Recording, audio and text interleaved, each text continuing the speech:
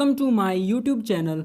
दोस्तों, आज के इस सेशन में हम क्लास 12th के महत्वपूर्ण विषय हिंदी ऐच्छिक के महत्वपूर्ण प्रश्नों पर चर्चा करेंगे।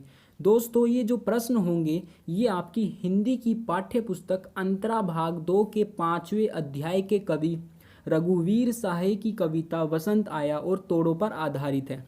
दोस्तों, ये प्रश्न आपकी आगामी परीक्षाओं के लिए बहुत ही महत्वपूर्ण साबित होंगे, क्योंकि ये प्रश्न पिछले साल के प्रश्न पत्रों को देखकर बनाए गए हैं। तो दोस्तों, यदि आप हमारी इस वीडियो को देख रहे हैं तो ज़्यादा से ज़्यादा इस वीडियो को शेयर करें, और यदि आप हमारे चैनल पर नए हैं तो जल्दी से जाकर हमारे चैनल को सब्सक्राइब करें और साइड में बेल आइकन को अवश्य दबाएं, ताकि आने वाली वीडियो का नोटिफिकेशन यानी कि संकेत आप तक सबसे पहले पहुँचेगा।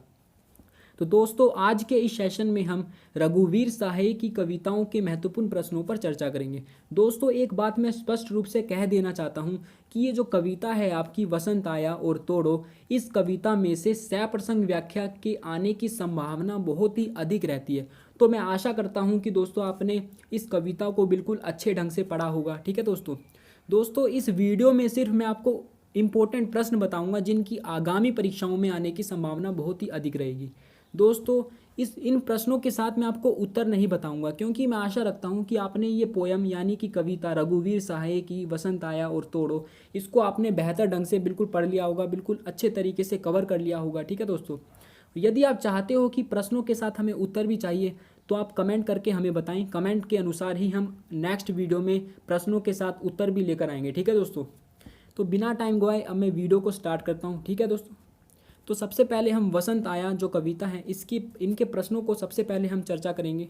तो पहला प्रश्न है दोस्तों, कोई 6 बजे सुबह फिरकी सी आई और चली गई, इस पंक्ति में निहित भाव बताना है। दोस्तों, बिल्कुल यदि आप प्रश्नों को ध्यान से समझते हैं तो लगभग आप इसका उत्तर बिल्कुल प्रामाणिकता के साथ दोगे। ठीक है दोस्तों, तो पहले हम प्रश्न को बिल्कुल ध्यान से पढ़ते हैं।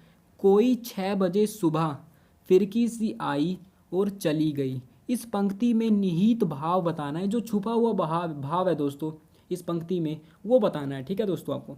और दूसरा प्रश्न देखो दोस्तों, यहाँ पर है वसंत आया कविता में कवि की चिंता क्या है, उसका प्रतिपाद्य लिखिए। दोस्तों, प्रश्नों को बिल्कुल ध्यान से पढ़ना चाहिए दोस्तों। ठीक है, मैं एक बार फिर से रिपीट करता हूँ। वसंत आया कविता में कवि की चिंता क्या है, उसका प्रतिपाद्य लिखिए। प्रतिपाद्य का मतलब होता है दोस्तों स्पष्टीकरण दिया जाए, यानी कि आपको ऐसा मतलब आपको समझाना है। ठीक है दोस्तों, कि कवि ने किस चीज़ पर व्यंग्य किया है। प्रतिपाद्य का मतलब होता है जिसका स्पष्टीकरण किया जा सके। ठीक है, तो एक बार मैं फिर से रिपीट करता हूँ। प्रतिपाद्य का मतलब होता है जिसका स्पष्टीकरण किया जाए, यानी जिसको समझाया जा सके। ठीक है, ये आपको बताना है और ये आपको प्रतिपादन के तौर पर बताना है। ठीक है, और तीसरा प्रश्न है दोस्तों यहाँ, वसंत पंचमी के आमुख दिन होने का प्रमाण कवि ने क्या बताया और क्यों।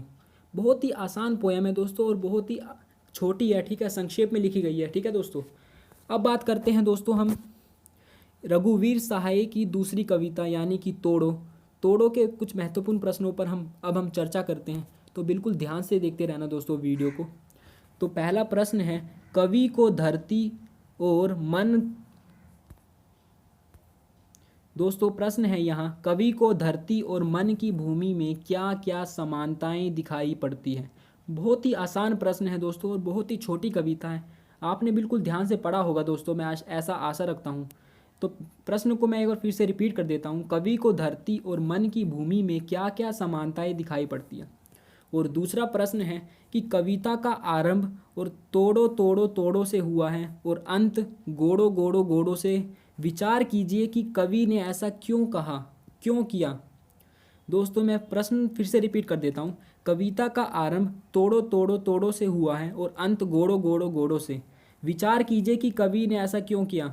ठीक है दोस्तों, और तीसरा प्रश्न है कि आधे आधे गाने के माध्यम से कवि क्या कहना चाहता है, यानी कि जो आधे आधे गाने हैं दोस्तों उनके माध्यम से कवि क्या कहना चाहता है, ये आपको बताना है। धन्यवाद दोस्तों वीडियो देखने के लिए।